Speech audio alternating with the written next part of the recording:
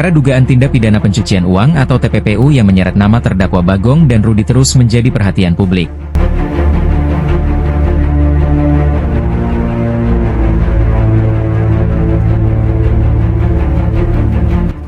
Kejaksaan Negeri Tarakan diminta menjelaskan secara terang dasar penanganan perkara, termasuk dugaan aliran dana dan keterkaitan para pihak yang disebut dalam persidangan.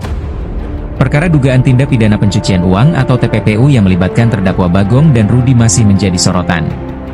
Sejumlah pertanyaan publik muncul terkait dasar jaksa penuntut umum mengaitkan perkara tersebut dengan tindak pidana pencucian uang, termasuk dugaan adanya aliran dana atau transaksi tertentu yang menjadi bagian penting dalam proses penyidikan hingga persidangan.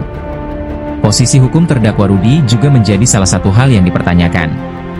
Terlebih, dalam proses persidangan disebut adanya nama pihak lain yang diduga memiliki keterkaitan dengan aliran dana dalam perkara tersebut. Kejaksaan Negeri Tarakan diharapkan dapat memberikan penjelasan secara transparan mengenai sejauh mana keterkaitan antara aliran dana yang diduga berasal dari Bagong dengan Rudi, serta apakah masih diperlukan pembuktian lebih lanjut di persidangan. Selain itu, kejaksaan juga diharapkan menjelaskan apakah keterangan para saksi maupun terdakwa yang menyebut adanya pihak lain akan menjadi bahan pendalaman dalam perkara ini.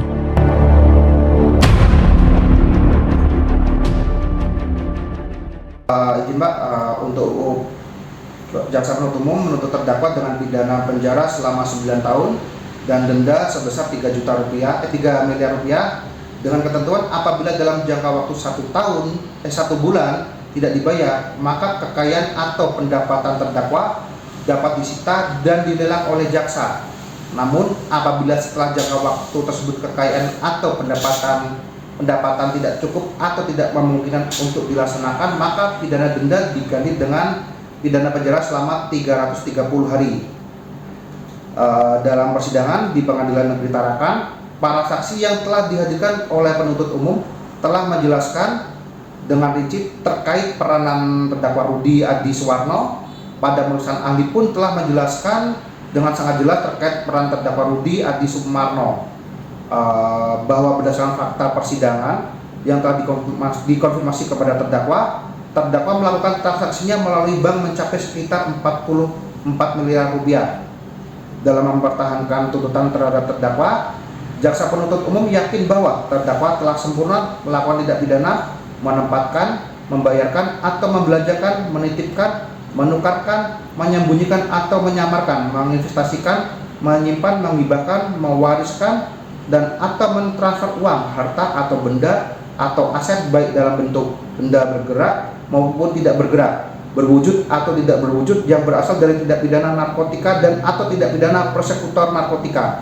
Ya seperti itu Bapak, dari kami.